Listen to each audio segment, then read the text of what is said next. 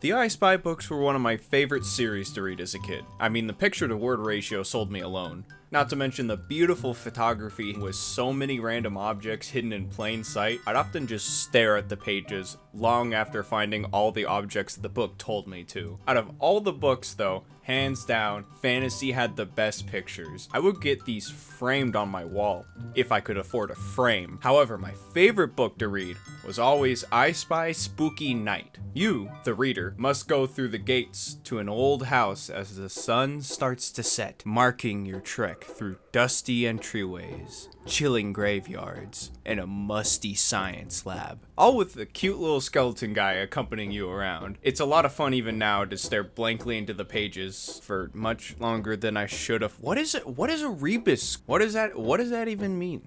Wait a minute. It's right here.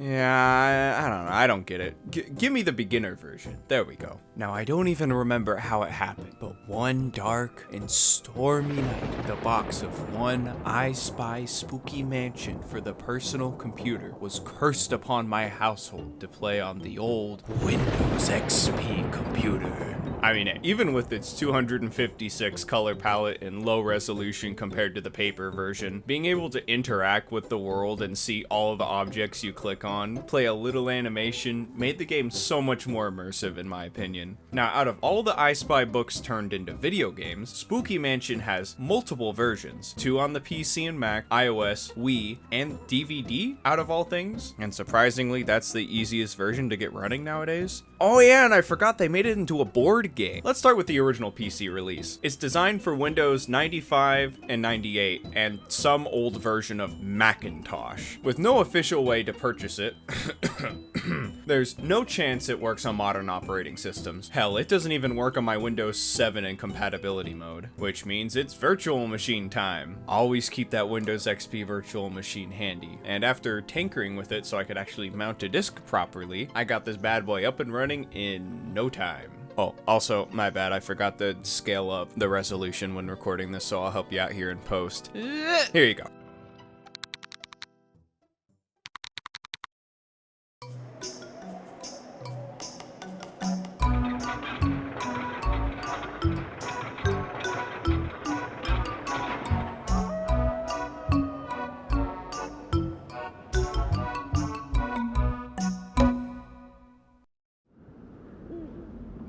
Enter if you dare.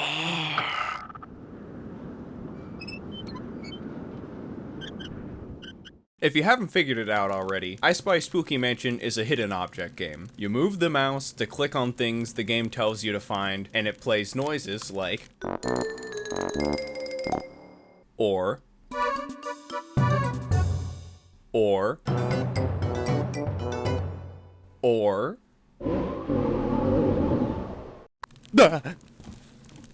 and that's the game. There's really not much to it. The end. Thanks for watching. I'll see you next time. Oh, wait, okay. I do have more to say. Now, while the game is based upon the book of I Spy Spooky Night, Spooky Mansion redoes a lot of the locations pictured in the book and adds several more locations, such as the windowsill, the table, and the butterfly drawer. Now, I unfortunately did experience some visual glitches on a few of the stages, but if that's the worst that happens when you try to run an old PC game, then I'll take it. The story, and yes, there is a story to this now, you are invited into the infamous mansion, and Mr. Skeletal, over here, locks you up and keeps you hostage until you go on a scavenger hunt in their house.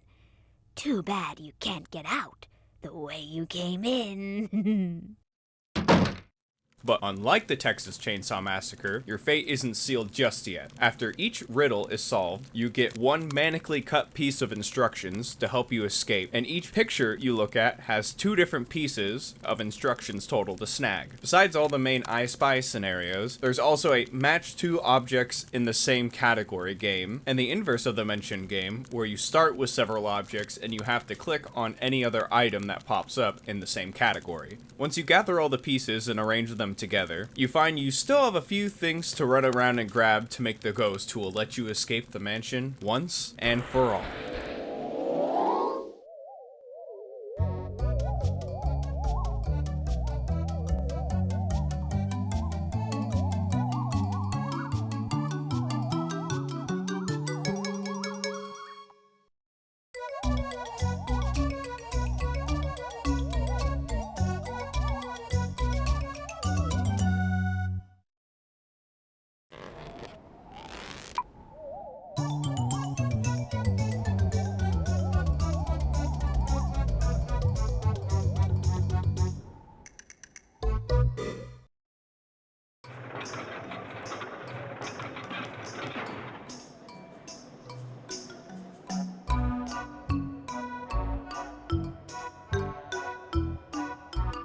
And that's the original I Spy Spooky Mansion. See, I even got the certificate saying I beat the game. I'll put this bad boy in my resume, and no one could ever resist hiring me. Bro, what happened to my printer? While it would take a bit of effort to get running now, if you want a surprisingly charming, spooky hidden object game, and a make your own I Spy puzzle area to boot, I'd say it's worth a playthrough. It's only gonna take at most 90 minutes, unless you're an expert at finding things that are made out of a total 14 pixels. While this original game came out on September 17th, 1999, 5 years later, on September 12th, 2004, a deluxe version of Spooky Mansion was released to the world. Now, this version of the game was designed from anywhere from Windows 95 to XP, and once again for some unknown old version of Macintosh. And while the original game is only accessible from an old CD or an archive of it, Deluxe is currently available for purchase on one PC launcher, Big Fish Games. Now, I must say, when I'm trying to make a video about a specific topic, I want to have all the games I'm talking about be like the original copy or a purchased re-release of the game, and if there's any way to purchase a game from an original retailer or developer, publisher, yada yada yada, I try to do so. I kinda wish I didn't for this game, as not only do you have to install Big Fish Games' unoptimized launcher to launch the game, as you can't launch the game without it, if you are running the game on a modern operating system, no matter what setting you change, it's never going to launch in the correct aspect ratio. Go into properties and force the game to launch in 640 by 480, the game just won't start. Do what Big Fish Games officially put out there on their help forums to change my monitor resolution to 1024 by 768, the game still launches with a third of it on my other monitor and makes the bottom part of the screen unusable. Thankfully, once you get past the intro of the game, you can go into the menu and turn off the full screen option that the game defaults to, but that just means I'm going to be playing the game like this. I guess I'm destined to play every Spooky Mansion game on my computer in a cursed aspect ratio. Complaints aside, what's new with the deluxe version? According to the original box, we get 50% more puzzles and 2 whole new adventures. So let's see if those claims are correct. Comparing the game directly to the original, the puzzles are much nicer to look at compared to the original, and some are even expanded to include more items to spam the left mouse button when you can't find something. But wait a minute, there's only one puzzle per picture now? Well, that's where the 2 new adventures come into play. Your first time through the mansion will be similar to the original game. You collect all the pieces of the riddle telling you how to escape, but this time you have a different message telling you to go into the secret room behind the bookcase. You hop out the window and you're free. Smell you later, Skelly.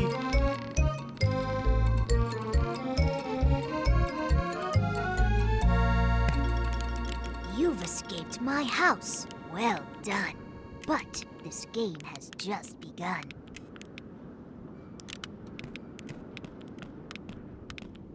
If you dare to come back in, a new adventure will begin. Well, you know, I'm not one to say no to a challenge, and I am a bit dehydrated, so maybe I'll stop in for some wine. We're locked back in. The second time around, the goal is to collect all the ingredients of the shrinking soup, eat that up like a meal from Temple of Doom, and skedaddle out of the house once more. Alright, no more tricks, bonehead. There's no way I'm going back in after you lock me in twice to see your ghost machine. Oh shit, wait, I think I left my phone back in the kitchen. I'll just run in and grab it. Never mind. Third time around with the Stockholm Syndrome kicking in, your goal is to once again complete every puzzle to find everything good old Boner needs for his ghost machine. Once that is complete, similar to the first game, you'll have to run around to find all the other ghosts made by the machine to throw them back in and make your final escape out the chimney, and the credits roll. No certificate of beating the game though. Big sad. You'll just have to trust me that I beat this game? Well, even with my gripes of the game aside, technically the deluxe version of the game is superior both visually and content-wise. However, the removal of the create your own I Spy puzzle and one of the other puzzles upstairs, they sit about even for me. Yes, it's easier to get the deluxe version of the game officially now, but you're gonna run into technical issues either way. So honestly, pick your poison on this one. I'll probably stick with the original, but I can guarantee you that's nostalgia talking. Both versions of the game were created by Black Hammer Productions, who were responsible for just about every PC I Spy game, and it looks like they've been closed for over a decade now. But somehow their website is still up, and somebody passively aggressively changed the was when mentioning their game studio on the website. Okay, come on. Who's still paying for this? And who went in and changed it and made that the last update? Too bad you can't really see anything else on the site though, mainly just the landing page. And most would think that's where the tale of the original Spooky Mansion game ends, but that's not the case. In the 2000s, the rise of interactive DVD games, like Scene It or quiz games based off of TV shows, became a big thing. Like all the DVD menu games that I kinda showed off in my InterActual video, all of these are a series of DVD menus disguised as games, but are simple and work for what they're designed to be. Snap TV Games was one of those companies, creating such games like the Pokemon Diamond and Pearl interactive board game, Wallace and Gromit, and of course, I Spy. Now obviously these guys aren't around anymore, and what was archived from their website isn't the most complete, but I can assume anywhere from like 2004 to 6, they released DVD versions of the I Spy Fantasy, Treasure Hunt, and Spooky Mansion PC games. Now this game is just called Spooky Mansion, but the cover art and the selling points on the back of the box all suggest this was based off of Deluxe. And thankfully, if you happen to have a DVD, Blu-ray, or 4K Blu-ray player, a PS2, 3, 4, 5, or any version of an Xbox with a DVD drive, or a computer with a DVD drive, but basically half the things that accept discs, this game will work with no issues. Now isn't that nice? But I want to see how they turned a game where you had full movement of the mouse to something designed with a TV remote in mind. And since this plays on basically anything, this is my controller.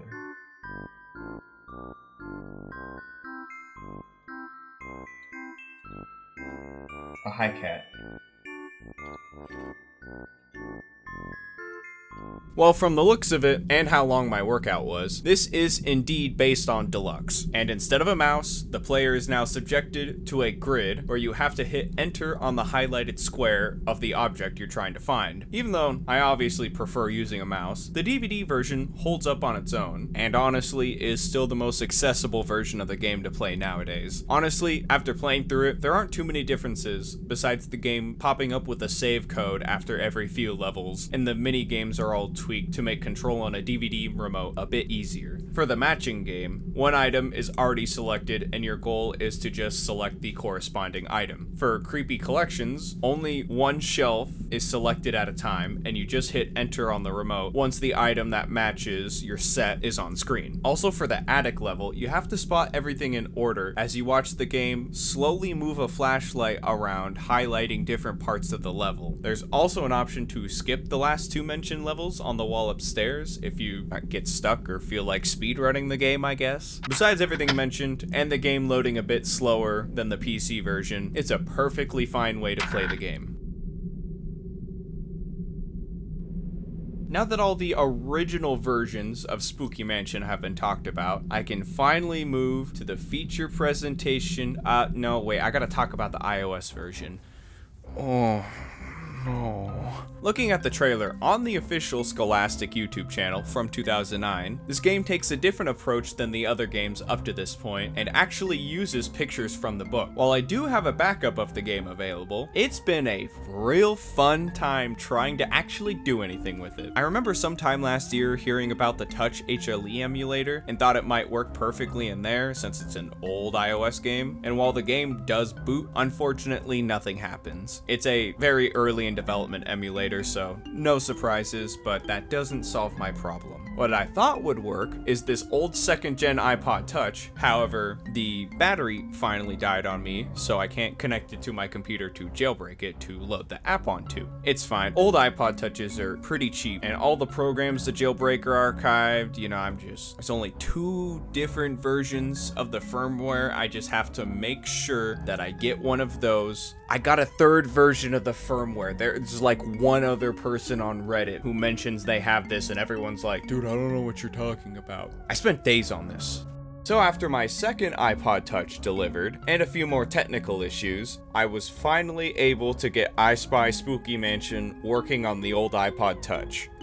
I got too many of these laying around now. As I mentioned previously, this game uses the same exact pictures as the books, which is fantastic because this screen is so small that it is hard for me to really, spy anything on this. So thankfully, I could have the nice, big, high-quality book right next to me as a reference. And besides like a few small details, the only difference between the puzzles from the book to the game is that a key has been placed on all of them. This is because instead of being locked in the house, 7 key locks have been placed on the gate of the property, and on the 3rd time around solving the puzzle, one of the items you're supposed to find is a key. And once you find said key, it unlocks one of the locks, getting you one step closer to leaving the property. Also in the menu, only 2 puzzles are available to select at a time, so the game kind of forces you to jump around each one. My main complaint with this version of the game, besides the small screen real estate, is the hit detection. Now I know this iPod Touch has been well loved, so I won't completely write off the fact that the screen just might not be working as well as it originally would, but I had multiple instances of selecting an item that I knew was correct, and it wouldn't detect it until the 5th time I tap. Like, come on, I know it's right here. Oh? Well, this is the only I Spy game I've played that's been mad at me for spamming an input. That's fantastic. Once you do collect all the keys, you'll get the second half of the PC version's animations of all the ghosts dancing around the gate, and you're kicked back to the title screen. While the game isn't horrible by any means, I wouldn't say anybody else go through the effort that I did in order to play it. Unless you still have it laying around on an old iTunes archive and you can still play it on an old device, stick to one of the other versions. Now with everything else out of the way, let's finally make our way to the feature presentation. On October 19th, 2010, the final game in the I Spy Spooky Mansion lineage released, the Wii version. The game was developed by Gusto Games, a UK-based studio known for nobody on the internet accurately cataloging what they made, but from the looks of it, a few I Spy games and Football Manager games. And of course, the game was published by Scholastic themselves. As a fan of both I Spy and the Wii as a small boy, I did manage to get Gusto's other I Spy game for the Wii, Ultimate I Spy. I never got far because a hidden object game in 3D was too much for my brain to handle, but I remember seeing an ad for Spooky Mansion on the Wii back in the day, and it made me so excited for something I wouldn't play for another 10 to 15 years later, so I guess it's finally time to try this one out. Also, the copy of the game that was the cheapest to get was this 2-in-1 pack that also includes Ultimate I Spy, so I guess I'm sitting on 2 copies of this now.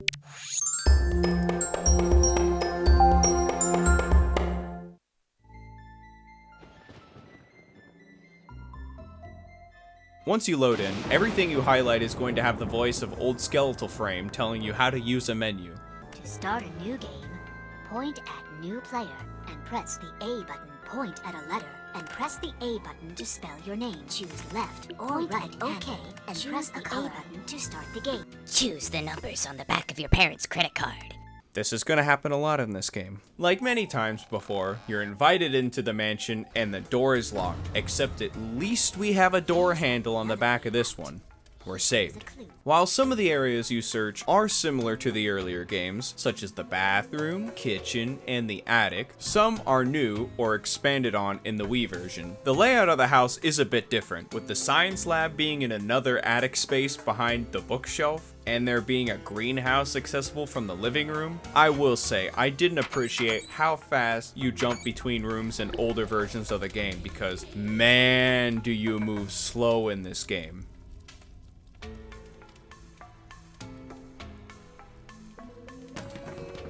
The game even tries to hide loading behind doors being jammed, finally opening up when the autosave icon disappears from the top right of the screen. The game is similar to how Spooky Mansion Deluxe handles progression. Your first time through the puzzles reward you with a note. The second time, you're getting stuff for the recipe, and the third time, you're getting pieces of the ghost machine. However, unlike the PC versions, you don't fully escape from the house until that third round of puzzles is complete. But that doesn't stop the hollow promises of escape from Skull Boy. This man really says, oops, guess that didn't work. Time for 11 more riddles. In the puzzles themselves, you use your Wii motion pointer as you would a mouse, and use the D-pad or the thumbstick on a nunchuck to move the camera around. A will be your main clicker, with the 2 button backing you out of the current room, and the 1 button pulling up the pause menu. Depending on the area, your camera will either stay looking at a single wall, but most require you to look around a room or a centered object in a room to find the riddle items. Now, with the Wii only outputting in 480i, everything is a bit more blurry, which can really be an annoyance when trying to find a shadow of something in an already dark room, something that happens multiple times throughout the game and probably added an extra hour in-game manically looking around for something that is barely visible to the human eye.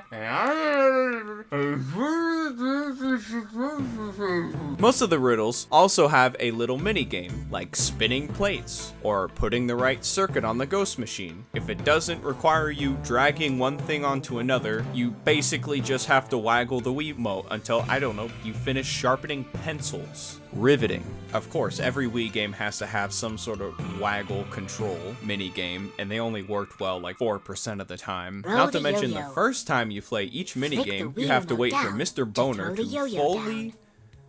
read Move the Wii remote up all at the right time to bring the the yo-yo back up. instructions. There's always like 2 pages to this. And then you play the game for less than 10 seconds and it's over. I will say, being able to look in all the rooms in a 3D space was pretty fun, up until there's one last item and you're slowly moving around in a circle like you're viewing a 360-degree picture of a property on Zillow. I tried to not look up the location of anything for every single one of these games in this video. I mean, they're kids' games. If I can't figure it out, I'm never going to recover from this crush to my reputation. But for this game, I had to, or I'd have a few extra hours of this just to find the right handprint in the kitchen that I still couldn't even see once I clicked on it. I'm fine. After every adventure or 11 riddle solved, like Deluxe, there's a scavenger hunt to find some important items. In that game, you're quickly able to bounce around rooms with no sweat. However, in the Wii version, you have to load between every movement like you're 40 pounds over encumbered in Skyrim. And the locations of all the items you'll need to find are in order and are normally in several rooms away from each other. Makes sense for a scavenger hunt, yes, but with how slowly the whole game moves, you can encounter up to 15 loading screens in total for one scavenger hunt, which just slows down the whole segment into becoming a chore. After finding all the riddle paper pieces, ingredients to the shrinking soup, and the ghost from the machine, you can finally leave the house the way you came in. Okay, wait a minute. The whole point of every Spooky Mansion game is that you cannot get out the way you came in, and you solve puzzles to either go out the window or the chimney. This game even starts by saying as much. Here. Begin. Too bad you can't get out the way you came in.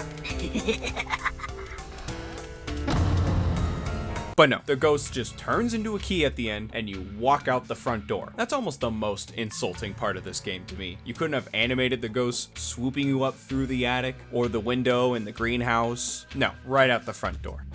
While I feel a few of the problems I have with the game could have been solved by running the game in Dolphin or anything to get a more crisp picture out of the Wii, I still think this entry is weaker compared to the various versions of the original. As it stands, this concludes our adventure through several spooky mansions. While I do recommend people interested in the genre giving one of the original versions of the game a playthrough, the iOS and Wii versions I'm less inclined to recommend. I do hope that there's a better way to play the original PC version in the future, as the deluxe version currently for sale isn't in the best state either. While the brand itself is still recognizable today, the lack of more I Spy games does still bum me out, as even my least favorite version of the game I featured today still had a lot more charm than a majority of hidden object games I see nowadays. And with the Wii version being one of the last official I Spy branded games, I doubt the game series is going to return anytime soon.